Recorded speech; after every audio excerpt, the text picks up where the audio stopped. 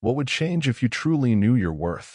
I'm not talking about the kind of fleeting confidence you get from cheap affirmations you repeat in the mirror.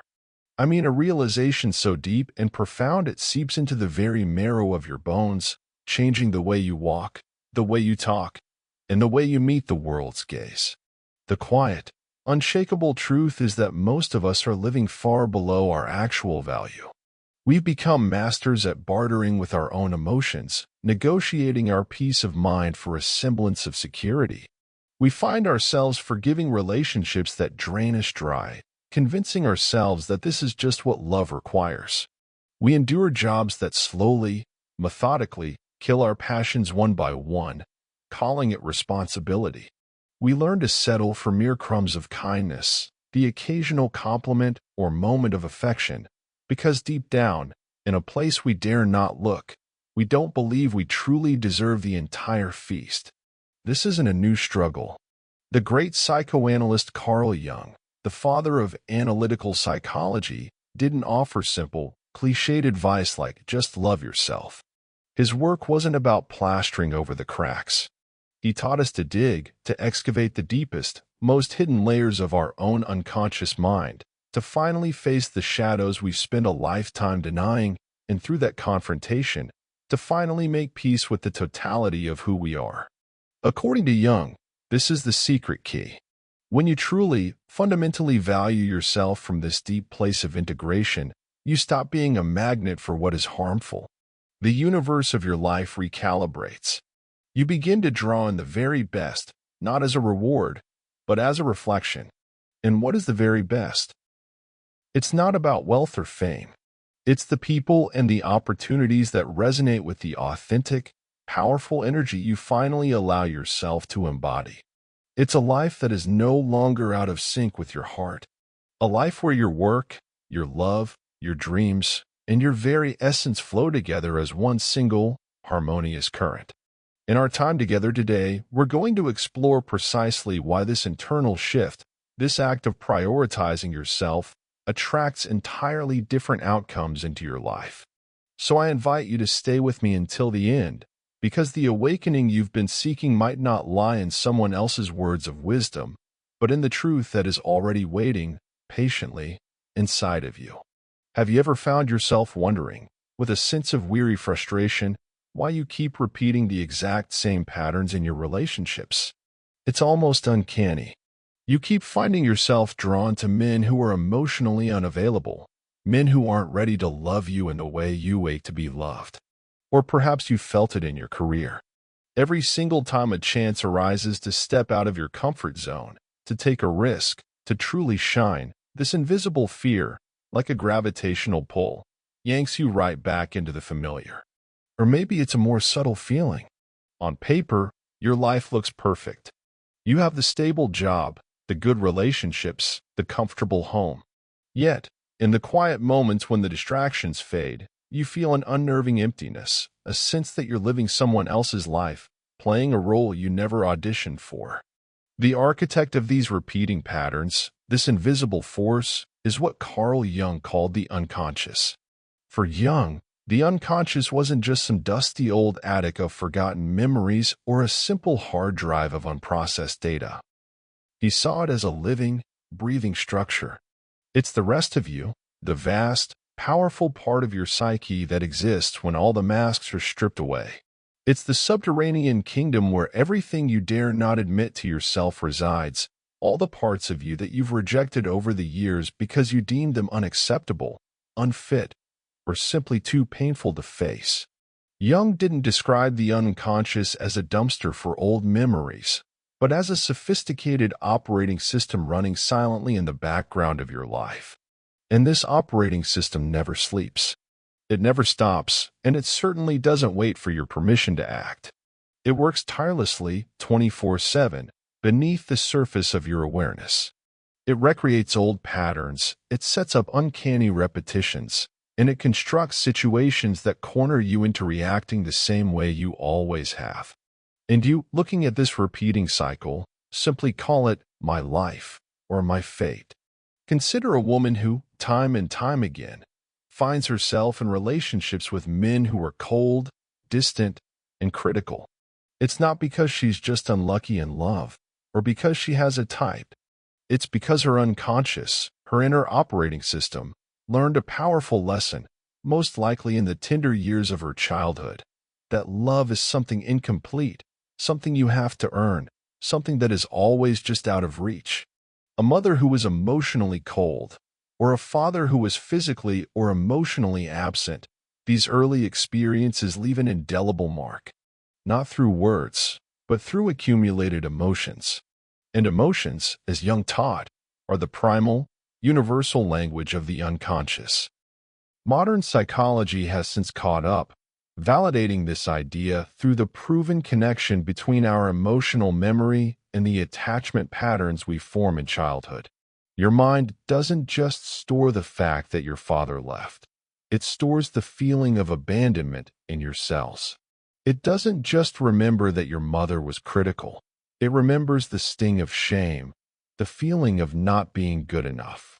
Your unconscious then seeks to recreate these emotional states in your adult life, not to punish you, but simply to maintain a state that feels familiar, a state that feels like home, even if that home was a painful one. The unconscious seeks what it knows. Jung believed that we can never be truly free as long as we are living under the silent, absolute control of this hidden director. The real danger lies in its silence. You don't notice it's there. You genuinely believe your choices are your own. You say, "This is what I want, he's my type," or you resign yourself to the thought that this is just how life is. But Jung issued a stark warning that echoes through psychology to this day. Until you make the unconscious conscious, it will direct your life, and you will call it fate. The unconscious acts as a flawless mirror, reflecting the deepest, most fundamental beliefs you hold about yourself back to the world. If, at your core, you carry the belief that you are not good enough, not interesting enough, not truly worthy of deep, unconditional love, you don't even need to say it aloud. Your unconscious broadcasts that belief to the world for you. It transmits it through your posture, through the hesitancy in your voice, through the way you avert your gaze, and most powerfully, through the choices you make. It creates a vibrational field around you, a silent frequency that people and situations aligned with that core belief will recognize and instinctively approach. I have known so many women who are brilliant, highly educated, deeply kind, and yet they repeatedly attract partners who are rude, selfish, or have a volatile temper. Logically, they don't even like men like that. But when you look back into their history, you find that their unconscious is carrying a deep, unprocessed childhood memory of witnessing their father berate their mother on a daily basis. For that young child, whose brain was just forming its understanding of the world, the concept of love became tangled up with the feelings of endurance, fear, and silence. As an adult, she doesn't consciously want this painful dynamic, but her unconscious operating system quietly shapes her choices, drawing her to what is familiar. In modern psychoanalytic theory, this phenomenon is known as repetition compulsion, the profound psychological urge to reenact unresolved traumas, as if by replaying the scene over and over, we might finally be able to rewrite the ending. But the tragic paradox is that until you become aware of what's actually happening beneath the surface, you will only recreate the pain. You will never heal it. The unconscious doesn't just dictate our romantic relationships. It governs our dreams, our sudden emotional shifts, our career choices, and even those persistent physical pains that have no discernible medical costs. You might see this in a woman who feels an inexplicable wave of exhaustion every single time she is on the verge of a major career breakthrough, or a woman who finds it physically difficult to say no, even when she's being taken advantage of. These aren't character weaknesses. They are signals from the unconscious, where limiting beliefs have become so deeply embedded that they manifest in the body and in our emotional reflexes. Jung also described the unconscious as a realm that is full of powerful symbols. It doesn't communicate in logical, linear language. It speaks through vivid images, intense and sometimes overwhelming emotions, and strange, unforgettable dreams. A woman who repeatedly dreams of being trapped in a room, of being watched by unseen figures, or of running endlessly toward a goal she can never reach, may be receiving a direct call from her unconscious. It's sending her a symbolic message, signaling that she is living in a prison constructed from her own internal limitations. These symbols are vital clues that, if you learn how to read them, can reveal what is truly driving you from within. Modern psychology supports this through fascinating research on the subconscious mind and the autonomic nervous system. We now know that the vast majority of our perceptions of the world don't come from our rational, logical brain. They come from automatic, lightning-fast responses that were shaped by our early experiences and are now stored as reflexive patterns. What you often call a gut feeling or your intuition is very often the voice of your unconscious speaking to you in its native tongue. But please, hear this. The unconscious is not your enemy. It is not a monster in the basement. The issue is simply this.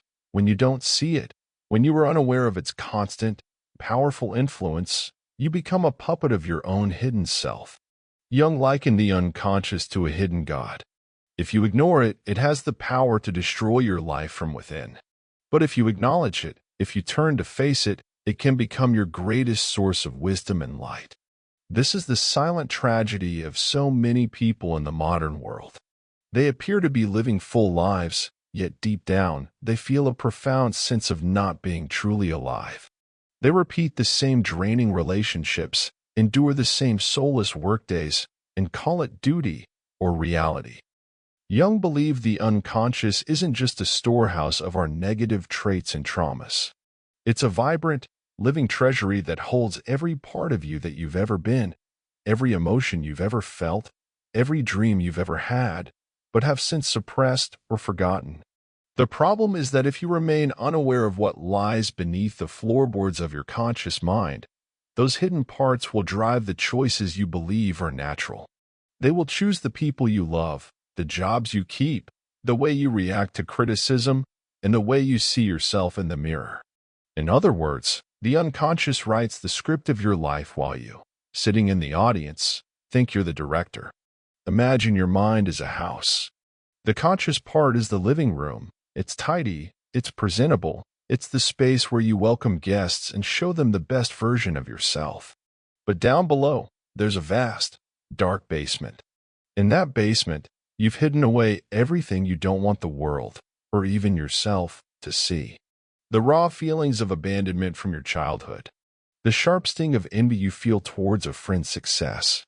The deep shame over past mistakes. The powerful desires you've been taught are wrong. The dusty, forgotten dreams you gave up on long ago. Carl Jung didn't tell us to board up the basement and pretend it doesn't exist. He told us to take a lantern, walk down the stairs, and befriend what we find there. To bring it all into the light. To face the fears, to sit with the painful memories, to acknowledge the abandoned desires. Only then do you stop being led by parts of yourself that you don't even understand. Only then do you begin to choose your life consciously, with intention. And here is the absolute crux of the matter. You cannot truly value yourself if you do not know who you truly are. As long as the unconscious remains a shadowy, unknown territory, you are only loving a fragment, a carefully curated and false version of yourself. And from that place of falsehood, everything you attract into your life will inevitably reflect that same fragmentation. So, attracting the very best, as Jung's profound insight suggests, doesn't start with making demands on others to love you more. It begins by looking within and having the courage to ask, who is actually living inside of me? Who is making these decisions for me? Am I consciously choosing what I know I deserve? Or am I just unconsciously replaying a script that was written from old, unhealed wounds? If this question makes you realize that you might be caught in these very patterns, perhaps you can find the courage to share an experience in the comments below. You might find that simply naming it, bringing it into the light, will resonate with another soul who is quietly living through the exact same unspoken struggle. This is not an easy journey. It demands a level of courage most people are never asked to summon. But Jung was adamant that in those dark depths, where the unconscious finally becomes clear, you begin to wield true, authentic power over your own life. And from the very moment you choose to awaken, everything around you will begin to shift, not through force, but through resonance. So if you truly want to live an authentic life and send that clear, powerful signal out into the universe, you can't just stop at declaring, "I am enough." You must go deeper.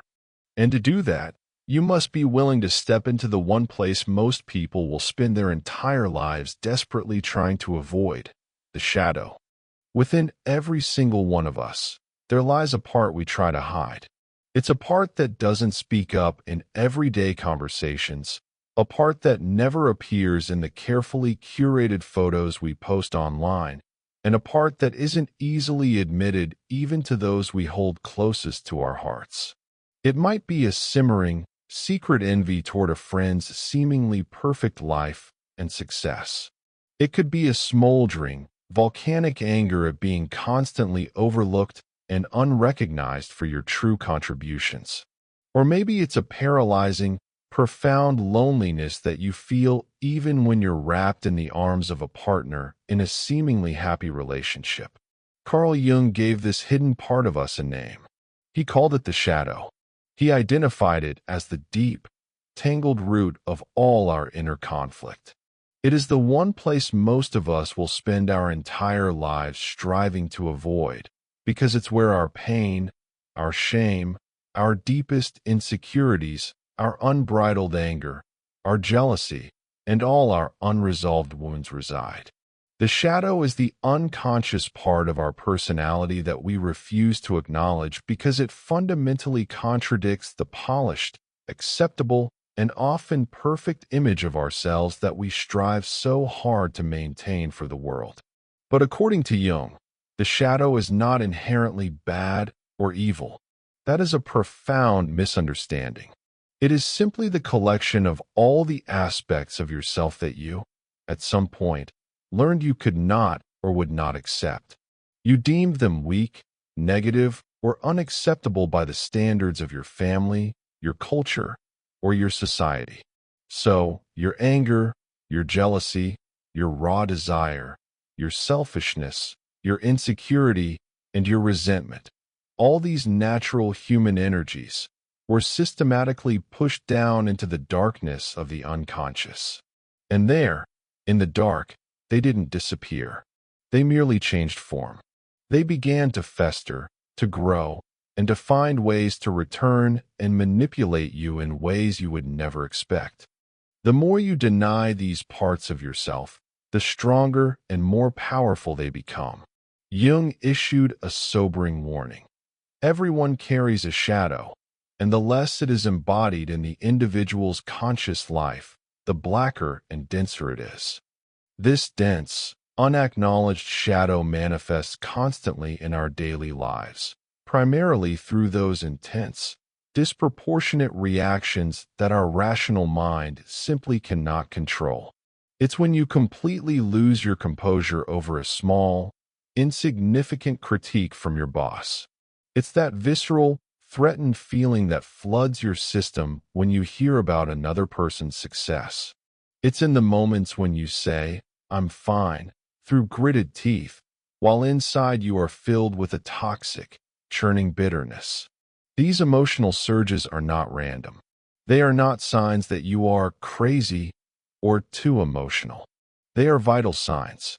They are flares shooting up from the depths, signals of the shadow rising from the unconscious underworld where you banished it long ago, because you simply didn't know how to bring it into the light without being judged or rejected. In modern psychology, this is often explained through the mechanisms of ego defenses like projection or displacement. But Jung, as he so often did, went deeper. He saw the shadow not as a problem to be solved, but as an absolutely essential and non-negotiable part of the soul's journey toward maturation. You cannot become whole by living only in half of your own light. You cannot find true peace by pretending you are only made of sugar and spice and everything nice. In fact, Jung cautioned that the brighter the light, the longer the shadow. The more desperately you strive for an image of perfection, the greater the risk of denying your own messy, beautiful humanity, and the more likely you are to completely shatter when the shadow inevitably surfaces. We see this tragic pattern play out all the time. Some women spend decades of their lives being the good girl, always calm, always proper, always accommodating, only to completely break apart at a certain point in their lives, often after a sudden shock, a devastating loss, or simply the prolonged, grinding exhaustion of keeping up the act. Think of the mother who has dedicated her entire life to raising her children with patience and grace, who one day suddenly snaps, screaming at them over a minor mistake, unleashing a rage she didn't even know she possessed. Or the gentle, accommodating wife who, after a decade-long marriage, one day quietly packs her bags and leaves without a word of explanation, never looking back. Or the model employee, always reliable and composed, who bursts into uncontrollable tears during a routine meeting over an ordinary, harmless comment from her boss. These moments are often dismissed and labeled as emotional outbursts or midlife crises. But for Jung, they are something far more significant. They are the sound of the shadow finally breaking through the door that you have kept locked and bolted for far too long. This is strikingly common in our society today. You see so many modern women who are fiercely independent, impressively rational, and incredibly intelligent. This is, of course, admirable. And yet, so many of them carry a subtle, underlying energy of constant control, of defensiveness, and of a deep-seated fear that has been shaped by old, hidden wounds, all concealed beneath the socially applauded role of being strong and having it all together. The more they deny their so-called darker parts, their vulnerability, their anger, their neediness, the further they drift from their inner feminine essence, the very wellspring that is the true nourishment for their soul. But when these same women begin the courageous journey of embracing all of themselves, both their profound gentleness and their righteous anger, their incredible strength and their human selfishness, they start to become truly, authentically free. They no longer need to constantly strain and perform to be a perfect, acceptable version of themselves. They begin to open their hearts to those who genuinely want to be near them and care for them, because they know, deep in their bones, that they are a whole, complete being. And that truth, that wholeness, is what makes a person truly powerful. I know we are not taught how to face our shadow. In fact, we learn the opposite. We learn to avoid it at all costs, to numb it, to pretend it doesn't exist. We bury it with relentless work. We try to fill the inner void with back-to-back relationships, or we desperately try to prove our worth through external achievements and accolades.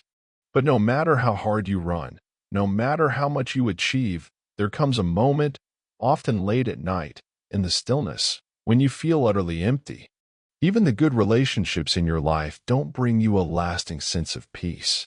The success you fought so hard for doesn't feel like enough. Every night you lie down in bed and you have the sinking feeling that you are no longer truly yourself. Please understand, that feeling is not a sign of failure. It is the call of the shadow. It is an invitation from the deepest part of your soul to come home. Carl Jung once said, "One does not become enlightened by imagining figures of light, but by making the darkness conscious." This is one of his most crucial teachings. No one matures, no one becomes whole, simply by thinking positively or by pretending to be strong all the time. You must find the courage to turn around, shine a light into your own inner darkness, and look at what you find there without judgment, without flinching. This is precisely why the act of prioritizing yourself is so indispensable in the healing process. If you are always running, always chasing the approval of others, always filling your schedule to avoid being alone with yourself, You will never be still long enough to hear what is truly happening inside of you. Those of us who are carrying deep wounds often fall into one of two traps. We either spend our lives desperately avoiding our pain, or we become so identified with it that we live completely immersed in it, making it our entire identity. But Jung offered a third, more powerful path, integrating the shadow, not rejecting it and not drowning in it, but facing it, owning it, and integrating it as a vital part of yourself. This requires a level of honesty that is incredibly rare in our world. It's the honesty to admit to yourself, without qualification, I am jealous right now. I feel powerless in this situation. I am terrified of being abandoned. It is an honesty so raw that you stop blaming others or justifying your feelings, and you simply recognize, this, too, is a part of me. And this part of me also deserves love and attention.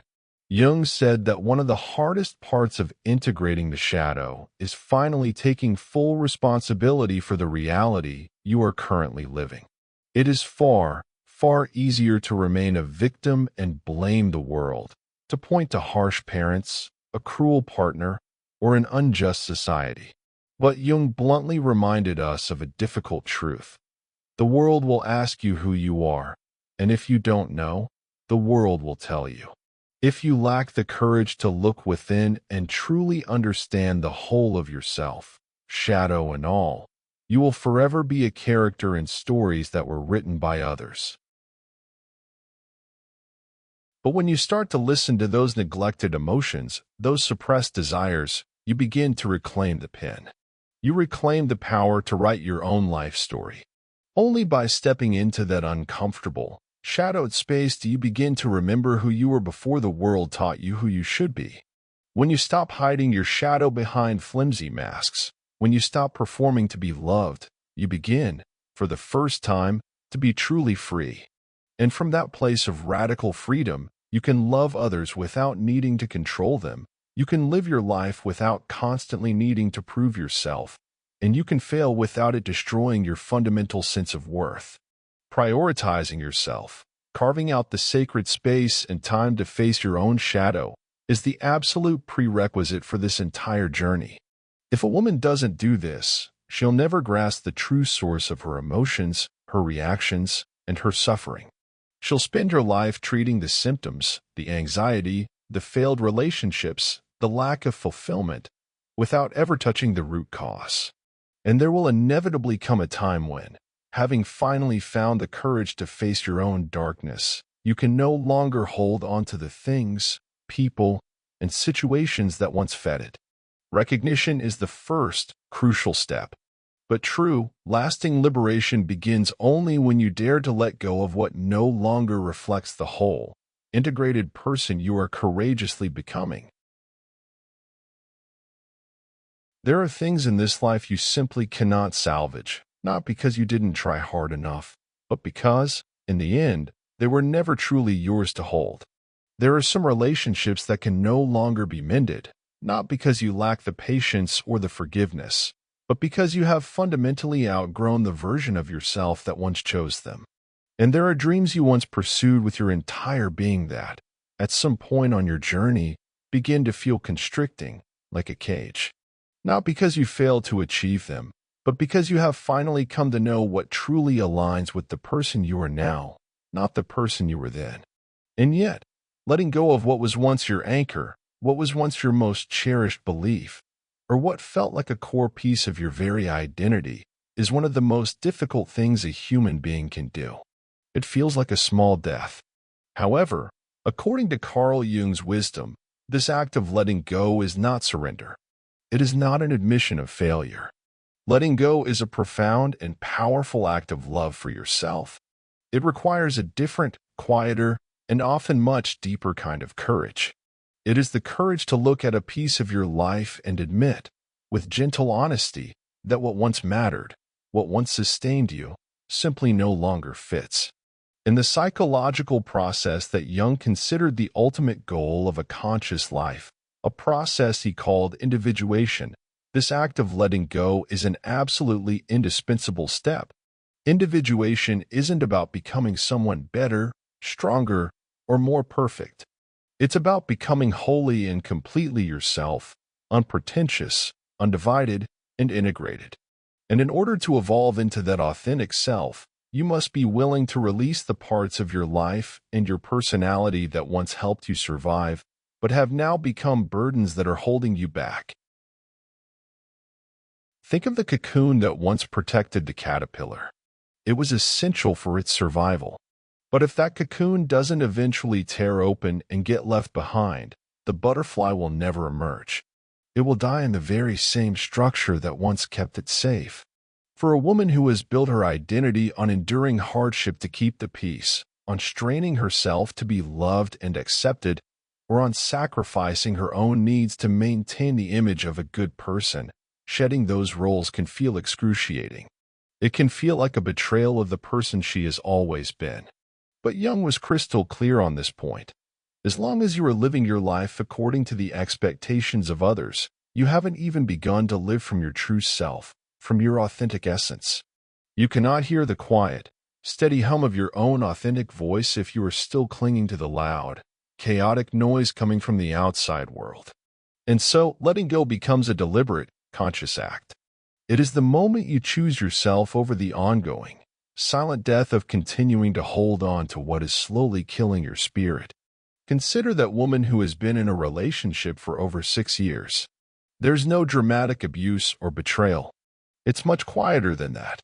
There is simply no growth, no real connection, no joy. Every conversation feels shallow, a replay of a script they both learned long ago. Every date is merely tolerable. She feels herself fading day by day. She no longer laughs from her belly. She's no longer vibrant. She is becoming a ghost in her own life. And yet, she stays. In a situation like this, Jung would gently but directly ask, what are you truly being loyal to? Are you loyal to this other person? Or are you loyal to your fear of loss, your fear of the unknown, your fear of being alone? So how can a person begin to practice this sacred art of individuation and truly start to let go of what no longer reflects their soul? This isn't about making a rash, dramatic decision. It's about a series of small, internal shifts that build momentum over time. You might begin by trying to have a dialogue with your inner self. Jung himself advocated for a powerful technique he called active imagination. This isn't just daydreaming. It's a purposeful, conscious dialogue with the different, often conflicting, parts of yourself. You could sit down with a journal and actually write out a conversation between your conscious self and the part of you that is struggling to let go of a relationship, a role, or an expectation that is exhausting you. Write it as if you're speaking to a real, separate person. Ask it questions. What are you afraid will happen if we let this go? What do you think you will lose? And then listen and write down its response without judgment. You will notice something remarkable. The part of you that you fear is holding you back begins to speak, and it will reveal why it is clinging to you so tightly. Often, it's not trying to harm you. It's trying to protect you based on an old, outdated fear. Understanding its motive is the first step to helping it feel safe enough to finally release its grip. Another practice is to simply start observing what drains you without a clear reason. Letting go doesn't always require a perfectly logical rationale. Jung believed that our emotions, especially feelings of unexplained exhaustion or flatness, are critical signals from the self, the wise center of our psyche. For 1 week, just try to notice. Keep a small note in your phone or a journal. What people, what situations, what conversations, what thoughts make you feel the least like yourself? What moments leave you feeling depleted, heavy, and empty? These are not trivial complaints. These are vital clues pointing directly to what you may need to release, even if your logical mind can't yet name it or justify it. This is precisely how Jung worked with his clients. He didn't dismiss their emotions to be analyzed. He taught them to dive into their feelings to find the signs. The self doesn't speak in the language of reason.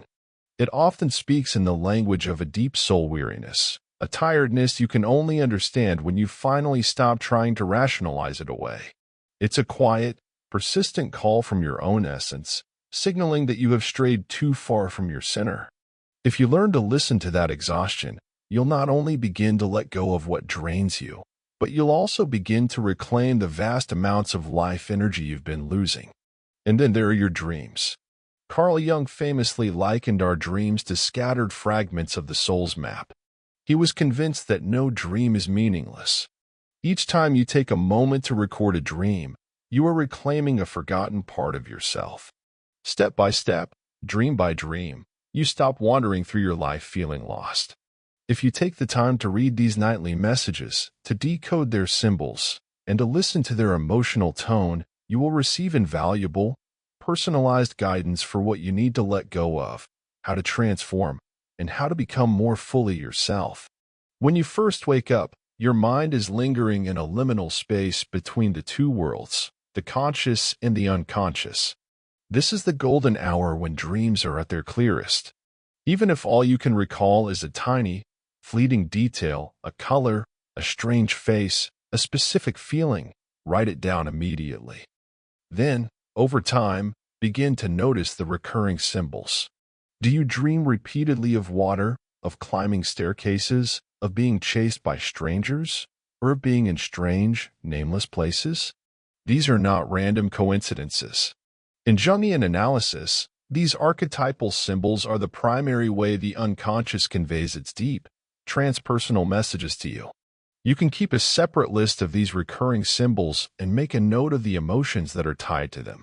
This practice alone can illuminate the inner dynamics that are keeping you stuck, showing you what must be released for you to move forward. Finally, there is the simple, yet profoundly difficult, practice of saying no and staying silent when it counts. In this noisy, demanding world, every single time you say no to something that no longer reflects the truth of who you are, you take a powerful step toward your own individuation.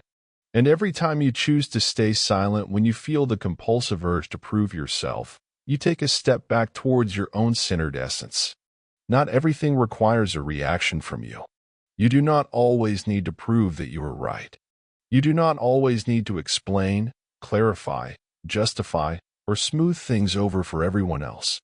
In modern psychoanalysis, this represents the crucial shift from living in a defensive, reactive ego to living from the self, a stable, compassionate core that is unshaken by external reflections.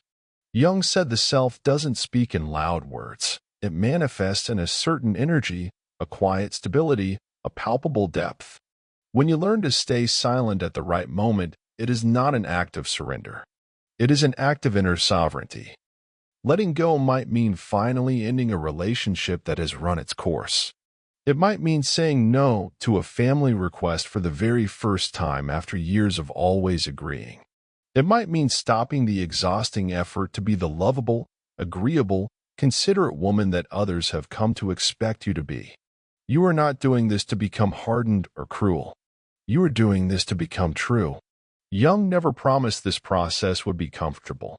He often referred to it as the night sea journey, the soul's dark, uncertain voyage through the unknown. But it is in that darkness, in that uncertainty, that you begin to reclaim true agency over your own life. And then, little by little, a different kind of life begins to unfold. Not a louder life, but a more real one. Not a more dazzling life, but a more free one. Letting go is not a loss. It is the creation of sacred space. It is making space for you to become yourself, most fully. It is not just about ending something that is outdated. It is a sacred act of transformation. Jung believed that every psychological system, just like every natural ecosystem, naturally seeks balance and strives toward wholeness.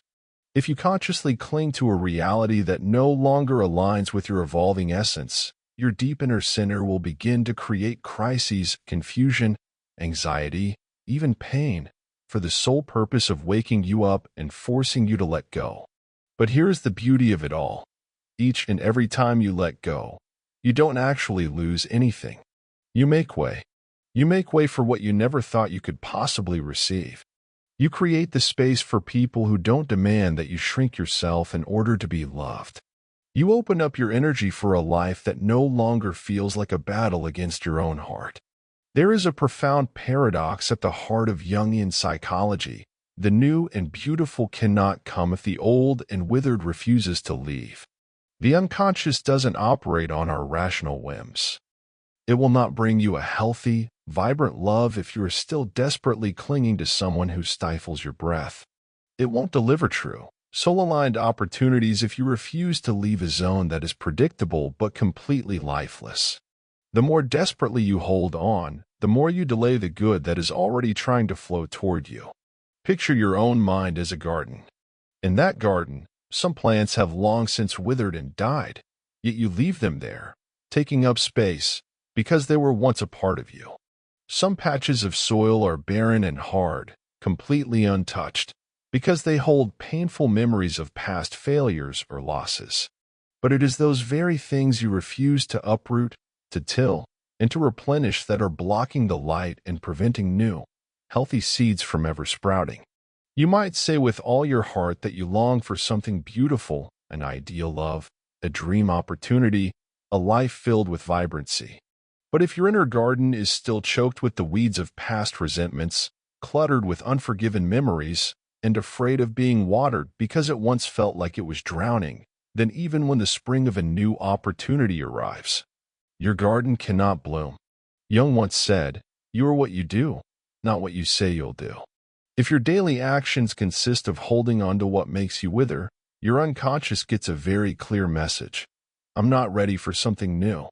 And so it will continue to send you people and situations that match that frequency of stuckness. Not to punish you, but because it can only mirror the signal you are consistently emitting. This is the absolute core of Jung's philosophy. The outer world is a mirror of the inner world. When you finally dare to let go of what no longer serves your growth, you change the reflection in that mirror. The good doesn't come because you try to attract it with positive thinking. It comes because you have finally become someone with enough empty, fertile space for it to exist. Letting go in Jung's view is part of a symbolic death, a necessary and temporary dissolution of the old, constructed self so that the true self can be reborn at a higher, more integrated level. In that conscious, deliberate loss, as the old, brittle layers of your identity finally fall away, a new space opens up within you. It is a space of quiet, of potential, of fertile emptiness. It is a space for the true self to finally step forward. This is no longer a step back into fear or lack, but a quiet, powerful emergence of the authentic you that has always been there, patiently waiting for you to return home. There comes a quiet but unmistakable moment in a person's life, a turning point that often arrives without fanfare, when you look around and realize you no longer feel you belong to the things you once deemed stable. The roles you once wore with pride now feel like ill-fitting costumes. The relationships you once called love now feel like obligations. Carl Jung called this feeling the call of the self, the summoning of your most authentic essence.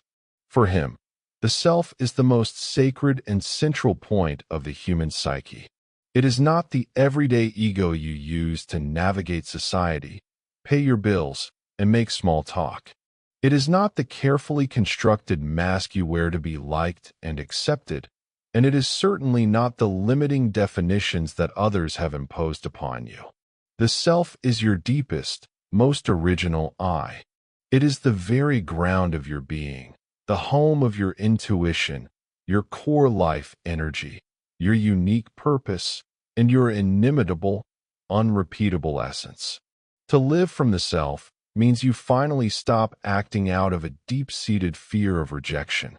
It means you stop bartering your soul for morsels of acceptance. It means you stop bending and contorting yourself to fit into a mold that was never designed for you in the first place.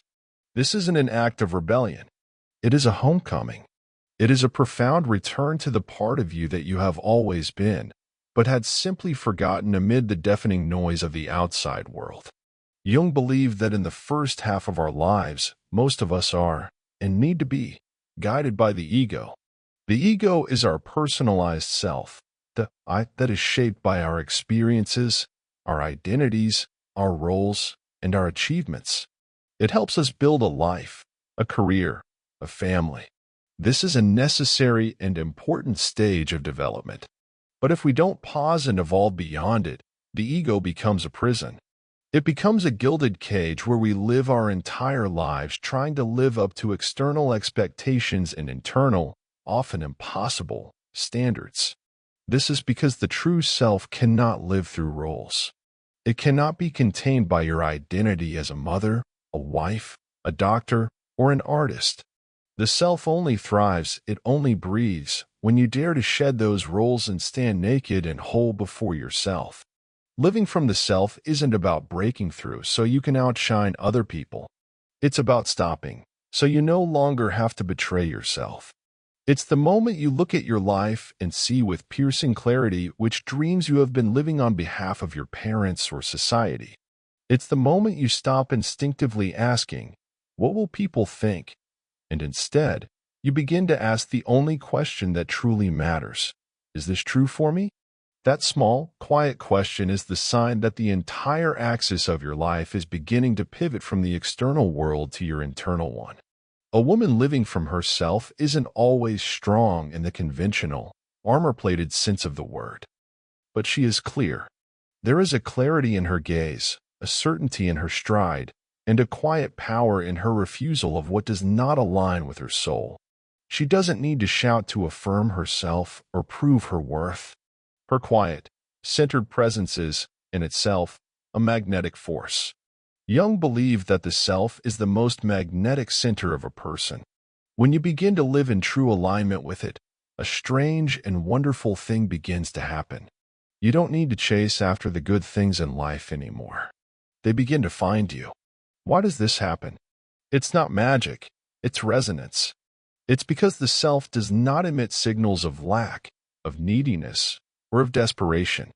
It emits a frequency of wholeness. It doesn't broadcast the fear of abandonment, it broadcasts the energy of being securely at rest within yourself. It doesn't cry out for validation that it is worthy. It rests in the unshakable truth, I am already whole. I am already enough. This new frequency fundamentally reshapes the energy field around you, like a new and powerful magnetic current. And it begins to draw in people, opportunities, and experiences that resonate with your true, authentic essence. Think back to the last time you were with someone who made you feel completely and utterly at ease, someone with whom you could be your total self. It probably wasn't because they did or said anything extraordinary. It was because their energy didn't demand that you be anything other than what you were. They were living close to their own self, and because of that, they created a sacred space for others to return to theirs. Jung believed that those who live from the self have a healing effect on the world, not through their words or their advice, but simply through their presence. But living from the self is not easy. To reach it, you must be willing to pass through your deepest fears, to see through your most cherished illusions, and to let go of the things you once thought were you. You will lose some relationships. You will shed some roles. You will give up some comforts. But in exchange, you will reclaim yourself. And that, for Jung, is the ultimate reward. As he famously said, the privilege of a lifetime is to become who you truly are. When you begin to live from this authentic place, no longer making choices out of a fear of being left behind, no longer contorting yourself to seek approval, but choosing because something deep within you simply knows it is right, you start to notice a strange and beautiful phenomenon. The things you need begin to appear at just the right time. The people you need to meet seem to cross your path as if by celestial design. Opportunities that seem completely random on the surface end up leading you straight toward the fulfillment of your deepest essence. Jung had a name for this phenomenon. He called it synchronicity, meaningful coincidences that seem to have no causal relationship, yet are so perfectly timed and relevant that they feel like a direct message from the universe. When you live in alignment with yourself, the outer world begins to mysteriously rearrange itself to reflect your inner truth. A chance encounter with a stranger at a coffee shop sparks a life-changing turning point. A small, intuitive decision to take a different route home leads you to an opportunity you could never have planned. Things you couldn't possibly orchestrate arrive at the absolute perfect moment. It's no longer about striving and struggling to obtain what you want. It becomes about resonance, a beautiful dance between your inner world and the outer world, between you and life itself. Jung believed that synchronicity is the language of the self, the way it communicates with you when it wants you to pay attention. Only when you begin to live authentically, guided by your intuition, your deep feelings, and the parts of you that you once silenced, does this synchronicity emerge as a natural, flowing consequence. In this state, you are no longer searching for anything outside of yourself. You are attracting, not through forced effort or desperate manifestation techniques, but through simple, powerful resonance. You and life are finally operating on the same frequency, like two beautiful melodies that create a perfect harmony without any coercion. But Jung emphasized that synchronicity cannot be manipulated. You can't just pretend you're fine or fake that you've let go. It only comes when you have genuinely done the inner work to release what isn't truly yours, the roles, the masks, the expectations. Then, and only then, the self, through the mysterious workings of synchronicity, begins to guide you without a map. One of the subtlest and most beautiful things about synchronicity is that it's usually not loud or flashy. It's not a burning bush or a bolt of lightning. Sometimes it's just a song you hear on the radio at the exact moment your mind is wrestling with a problem, and the lyrics hold the perfect answer. It's a glance shared with a stranger across a crowded room that makes you feel deeply and completely seen. It's a text message arriving from a long-lost friend just moments after you've finally written a painful farewell in your journal. It is the self whispering to you, yes, the right path is here. Keep going. Living from the self doesn't require you to do more. In fact, it requires you to do much less. It requires you to shed what isn't you. A little less pretending. A little less striving. A little less trying to fit in where you don't belong. Each time you do this, a small piece of your true self is freed. And bit by bit, you begin to show up in the world fully, without needing anyone's permission. You don't need to become someone else to be worthy of love, of being chosen, or of living a life that is truly worth living. You only need to return to yourself, wholly and completely. That is the most powerful source of attraction there is. Not your appearance, not your achievements, not your skills, but the undeniable, radiant truth living within you. When you finally live from the self, you don't just attract the good. You become it. And the world, in its own mysterious way, must eventually adjust to reflect that truth back to you. Not because you are controlling it, but because you have finally stopped controlling and have started trusting your own deepest essence. No one else can live your life for you. This is the simple, sacred, and sometimes terrifying truth at the heart of the human experience. No ideal partner, no matter how loving, can fill the void within you. No stable, high-paying job, no matter how prestigious, can grant you a true sense of purpose. And no amount of praise or admiration from the world can replace the quiet, unshakable feeling of standing on your own 2 feet and knowing, with every fiber of your being, I am living as my true self. That feeling, the profound sense of inner alignment, does not come from achieving perfection. It comes from embracing the truth. Jung believed that the entire journey of healing, of becoming whole, is not about becoming a better version of yourself. It's about having the courage to shed all that is no longer you. Think of a magnificent statue that already exists, fully formed, within a giant, rough block of stone. A master sculptor doesn't add anything to the stone to create the masterpiece. The masterpiece is already there. The work is simply to chip away all the unnecessary layers, all the parts of the stone that are not the statue. You are that statue. You don't need to add anything to yourself to become worthy or whole. You only need to have the courage to chip away at the layers of stone that are concealing the truth of who you are. Each chip of the hammer is a moment of courage. It's the moment you dare to leave a relationship that is no longer nurturing you.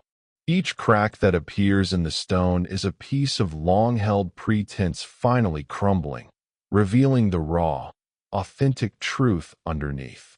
This is not a one-night journey of transformation. It may take years of quiet, patient observation, years of filling journals with your secret thoughts and feelings. It will involve emotions rising and falling like the tide, waves of grief for the past, swells of fear for the future. There may be sleepless nights spent crying alone, wrestling with your own shadow. There will be mornings when you wake up feeling hollow and empty, wondering if you've made a terrible mistake. But please, if you are on this path, do not give up. Understand that behind every single layer of falsehood you manage to remove, a piece of your true self is being set free. For every fear you face, you reclaim a little more of your power. For every painful truth you acknowledge, you come one step closer to home. Think of yourself as a brilliant, magnificent star that has been obscured by thick, heavy clouds. The star has never stopped shining. Its light has never diminished. You just haven't been able to see it. But the moment you begin the work of clearing away those clouds, the clouds of past trauma, the clouds of societal expectation, the clouds of fear, the clouds of the limiting roles you've been playing, your light, which has been there all along, begins to shine brighter and brighter. And you won't need to shout to the world, "I'm here. Look at me." The world, drawn to your warmth and your light, will softly and gently whisper back, "I see you." The journey we've explored together today, from becoming aware of the unconscious scripts that direct our lives, to courageously facing the darkness of our own shadow, to the sacred act of letting go, and finally to living from the authentic self, is the greatest adventure a human being can undertake. It is the path from being a victim of your life to becoming its conscious creator. It is the shift from seeking love to becoming a source of love. It is the discovery that what you have been searching for your entire life, the sense of worthiness, peace, and belonging, was never outside of you to begin with. It was waiting patiently within you, buried under layers of conditioning and fear, waiting for you to begin the excavation. This path requires you to become a student of your own life, to listen to the language of your body, to honor the wisdom of your emotions, and to trust the guidance of your dreams. It asks you to prioritize yourself, not as an act of selfishness, but as an act of profound service to your own soul and, ultimately, to the world. Because a woman who is whole, who is living from her authentic center, doesn't drain the world's energy, she contributes to it. Her presence is a gift. Her clarity is a beacon. Her freedom gives others permission to seek their own. As you step away from this space today, know that the process has already begun. The questions have been planted. The seed of awareness is there. What you choose to do with it is now your sacred choice.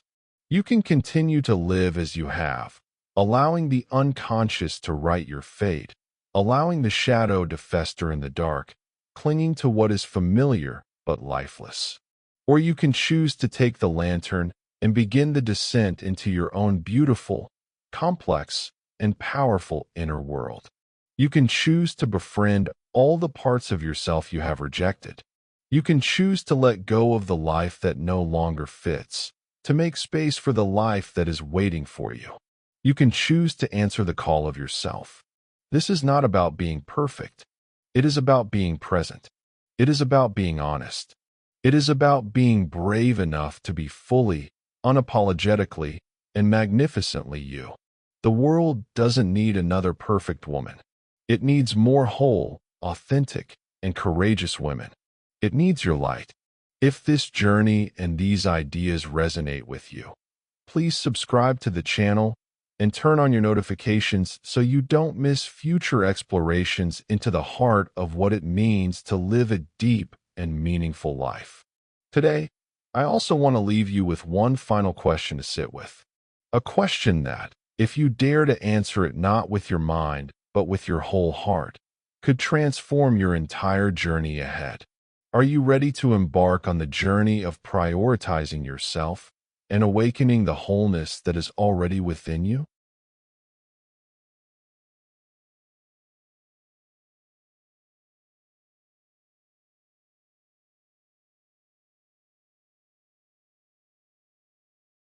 Thank you for listening. If you find it interesting, please like and subscribe and turn on the notification bell so you don't miss our next content. Goodbye.